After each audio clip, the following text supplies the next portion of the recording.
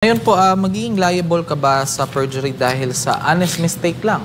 Honest mistake. For example, wala kang intent na magpagsisinungaling.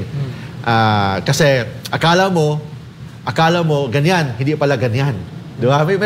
Akala ko ganyan, pero hindi pala ganyan. May mga ganoon, di ba? Minsan sa maling akala. Okay? Maling akala. Akala ko si Pedro yun, kamukha lang pala, si Juan pala yun. O yan.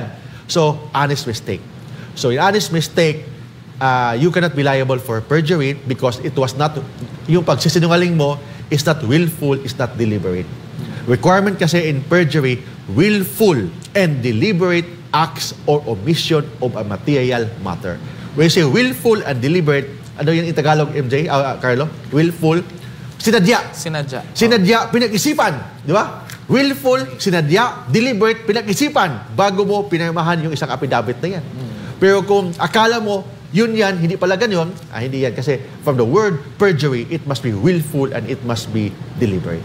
So kailangan talaga, hindi siya yung sinasadya para... Kailangan sinasadya yung pagperma mo, pinag-isipan yung pagperma mo, but the mere fact na pinirmahan mo in front of a notary public, that's already considered willful and deliberate. That's a matter of defense na good faith ka lang, akala mo ganyan, hindi mo pala alam na ganyan. So pwede yan, but you have to prove that in court. Because the mere fact that you execute an affidavit under oath before a notary public, there is a presumption na totoo, there's a presumption na sinadya mo, there's a presumption na pinag-isipan mo bago mo pinirmahan yan. Ngayon po, Attorney